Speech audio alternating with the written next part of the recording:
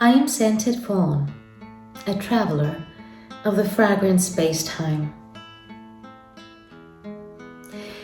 Today, I decided to take on the challenge of finding which fragrances I would keep. If some force from the beyond made me keep only 10 fragrances, I have come to realize that this more or less compulsiveness could maybe help a perfume collector narrow down the collection and the perfume loves. And in hope of that, I invite you today to this fragrant journey through my collection, my dilemmas, and well, my favorites for the time being. Enjoy.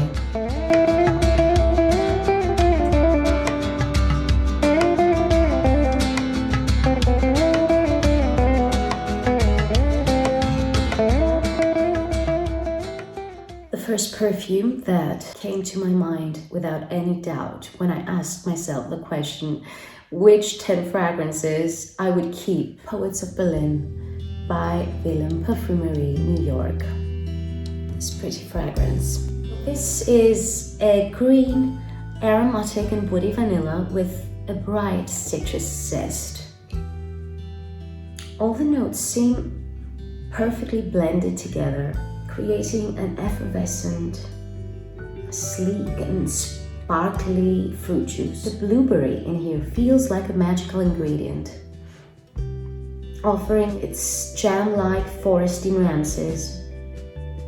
And there's also this bamboo note, which adds to the aromatic green character of this blend, offering a touch of aromatic freshness to the sweeter side of this fragrance. There are no words to describe the beauty of this whiff. It feels like twinkling woods sprinkled with the blueberry fairy dust and colored by a crisp, fresh, cucumber-like quality. So many colors and so many scents. It's an absolute masterpiece.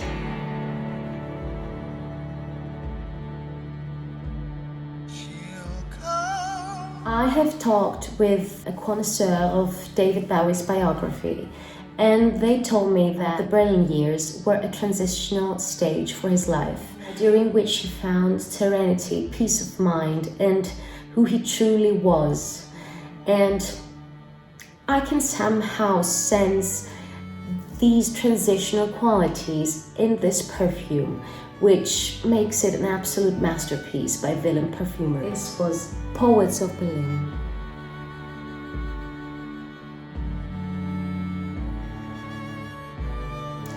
Feminin Pluriel by MFK. I won't say the whole name because it just sounds wrong. So this is it, MFK. This fragrance screams to me spring and femininity. It's a floral bouquet with very delicate ethereal powdery nuances and a radiant core. It feels like reflecting light. All the flowers, there are many flowers in here. The iris, the violet, the rose, the lily of the valley, the orange flower, and the jasmine.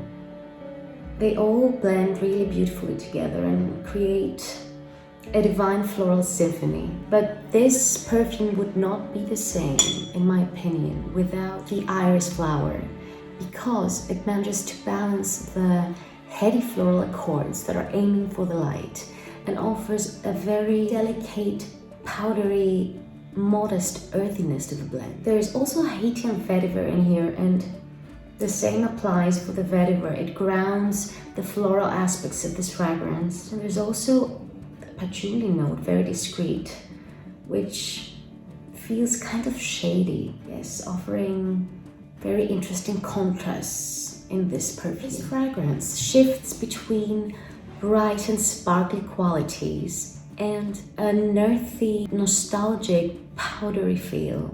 It's a vintage modern blend, or a modern vintage. That's how I would describe it. It's beautiful, and I think I'll always have it in my collection.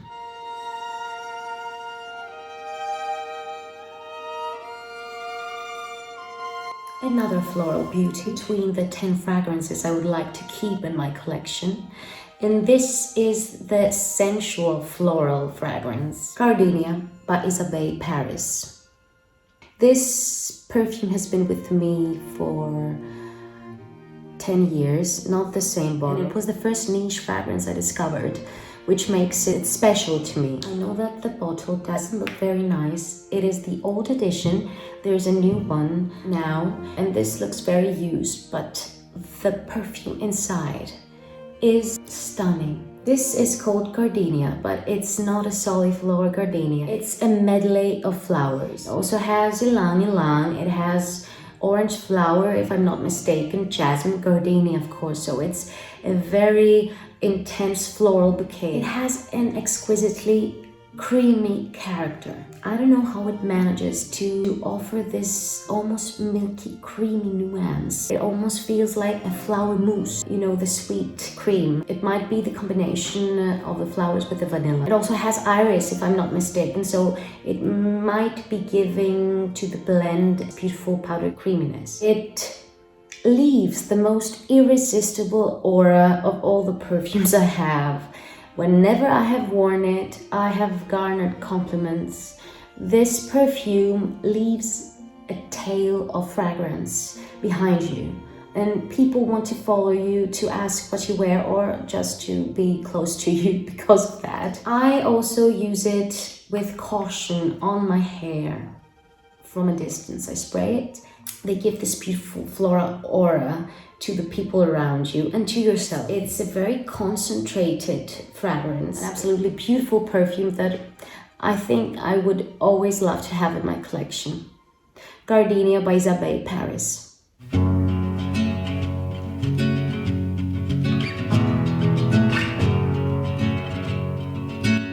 the next fragrance, which should undoubtedly be in the list of 10 fragrances, is Oud Bleu Intense by Fragrant Spacetime.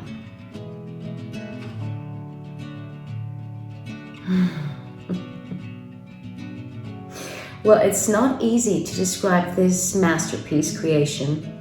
Let's begin with the fact that amber and the resins play a significant role in this fragrance. This perfume has so many accords. It is slightly aromatic, slightly aquatic, ambery, citrusy, sweet, and also discreetly woody. It has this beautiful, delicate and sleek oud of Fragrance du Bois. And all these notes blend together to create a multifaceted blend. If you check the note pyramid, you'll get an idea of the resinous character of this perfume. On the surface, I get a bubbly, zesty sweet lemon feel. It almost feels like a Coca-Cola spark. And a cardamom spicy twist, but these are only the gate to the mysterious ambery and balsamic world of Oud Bleu Intense. The sparkly orange is very inviting. It invites you to this mystical oriental journey, which is long and concentrated. With a whiff, I get simultaneously a smooth citrusy and salty vibe and a balsamic, deep, warm, ambery quality. It is like walking between two worlds that never cross each other. However, you are able to go back and forth between. The longevity and projection of this fragrance are outstanding. I get more than 24 hours, even more. Imagine an amber gem hidden in the depths of a jade blue-green sea.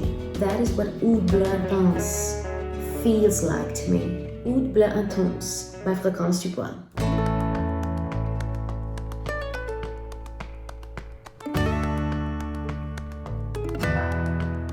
Of course, a vanilla fragrance should definitely be in my list of 10 fragrances because I'm also a gourmand lover and I will have to satisfy my sweet cravings at some point.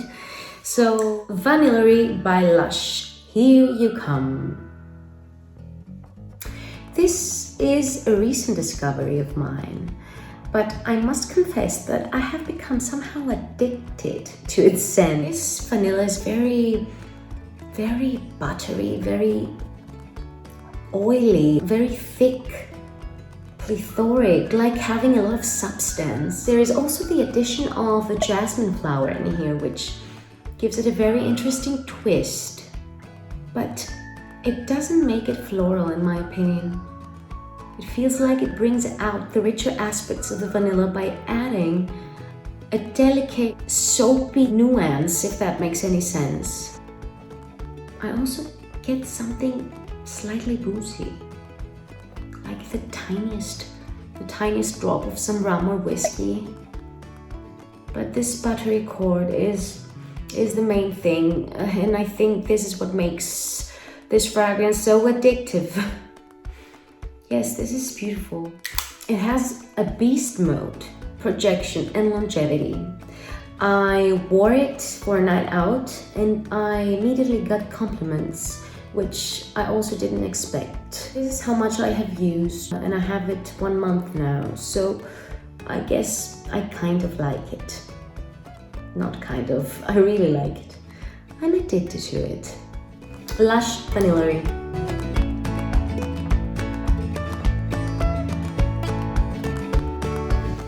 In my list, I also wanted to include an elegant citrus fragrance, and this caused my first dilemma, which refers to these two perfumes. Hermès Eau de Merveilles and Chanel No. 5 The Eau. These two perfumes battled each other and we had a winner, which was Eau de Merveilles by Hermès. The Eau de Merveilles is my favorite from all the other Merveilles perfumes. I always describe this one as gold dust in a bottle, and of course the beautiful ad and the bottle, the presentation with the stars played their part. But it really reminds me of the starry night sky, this shimmering feel, and I think this is caused due to the piquant quality of the pepper, which feels like offering a twinkling nuance to the blend, along with the glowing orange and the amber warmth. So the main notes I get are the amber, the orange, and the pepper, colored by a beautiful and delicate conifer nuance by the fir. And there's also elemi resin inside, which rounds all the other notes up and creates this compromise of contradictions. It offers elegance and boldness, freshness and warmth, and also sensuality and stimulation. I think it's a beautiful fragrance, and I will always have a bottle of this in my collection. Proceeding to my next dilemma, which related to my wish to have a powdery fragrance in my collection. And these two came up, and that was a serious battle. Delina Exclusif by Parfums de Marly and Divin Enfant by État Libre d'Orange. They are very different with each other, but they both offer a powdery quality, and I love both. So I didn't know which one to choose. I wore them side by side today to be able to make up my mind. And I haven't made up my mind. I'm sorry. I was kidding, because this is a challenge and I accepted it, and Divin Enfant by État Libre d'Orange won.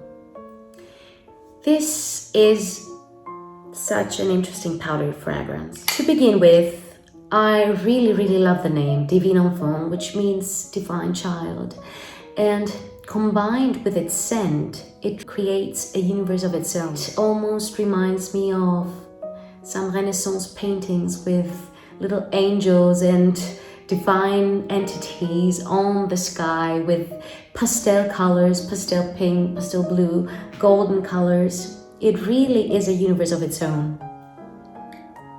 So with the first whiff, I get an orange flower scent, along with a sweet powdery quality from the marshmallows. It's a type of marshmallowy quality, and a very discreet leathery background. This is very interesting because leather usually is not one of my favorite notes It sometimes is very bold and animalic, which I don't prefer. But in here, it's so discreet and it gives to this perfume an elegance. This perfume also has some really contradictory qualities, some innocent qualities and some darker qualities. The innocent qualities being the orange flower, the marshmallow, the musk, and the darker qualities being the leather, the tobacco, and it also has a bit of spicy coffee, which I can somehow get in the background. What is really interesting with this fragrance is that while unique and very original, it still is very easily worn. It can be worn like an everyday perfume. It's powdery, it's beautiful. It's a signature worthy scent for sure.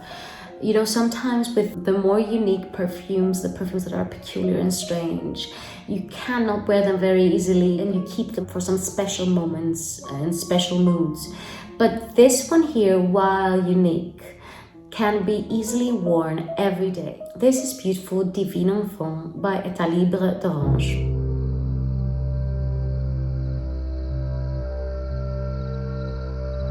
And now a fragrance I chose for its uniqueness and comforting abilities.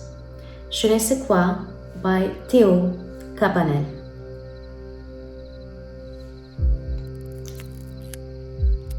This perfume gives me comfort and joy.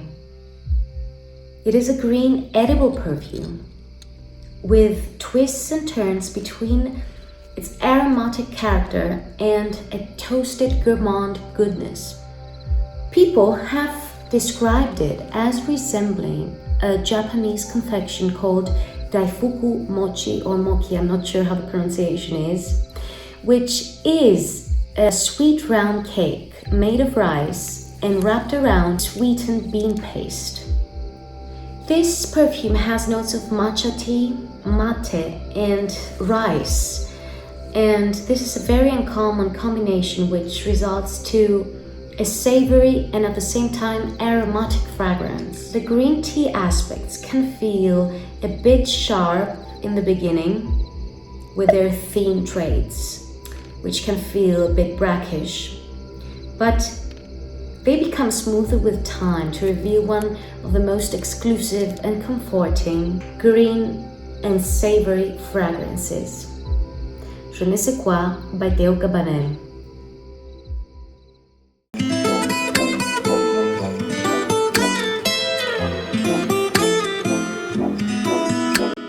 I also wanted to choose a night out, intoxicating fragrance. And this caused another battle between Feline by Atelier and Scherzo by Miller Harris. And they battled. Sadly, Feline won, but I love Scherzo too. On this fragrance, this pretty fragrance. Bourbon vanilla, spices, salty amber, and golden threads. Atelier des Ors, judging from other fragrances from the house I have tried, is a house that offers projection. They are attention grabbers, people will notice you. But Feline has also an addictive quality for the wearer. The ambery vanilla, which is spiced with cardamom and cinnamon and is combined with the salty ambergris, creates a golden veil around you, which is opulent, luxurious, and luscious.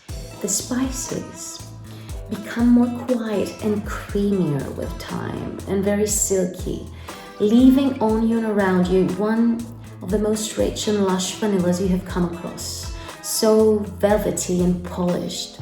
I think Feline deserves all the hype it gets.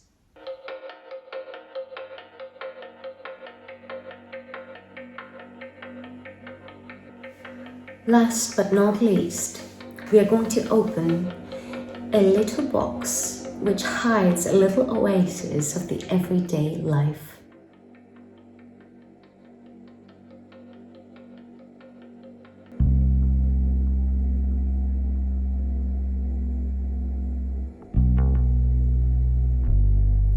Bamboo Harmony by Kilian. This is an atmospheric, dewy, citrus and green fragrance that will transport you immediately in the most soothing depths of nature. Tea notes again, exotic bamboo, bright citruses, a nice powdery mimosa, and a beautiful oak moss create a rejuvenating and healing blend of joy. It offers me a sensation like being underneath a waterfall, bathing in crystal clear waters while flowers are floating on the surface. There is also a bitter quality about it, which I absolutely adore, and it might derive from the combination of the bamboo note and the oak moss. This is the ultimate summer fragrance for these days that are heavily humid or warm, offering a breath of freshness and glow. Bamboo Harmony by Kilian.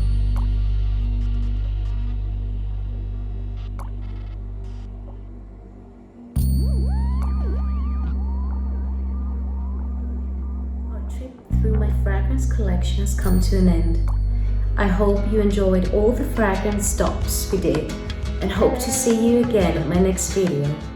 Until then, enjoy life, enjoy fragrances, and be happy and adventurous.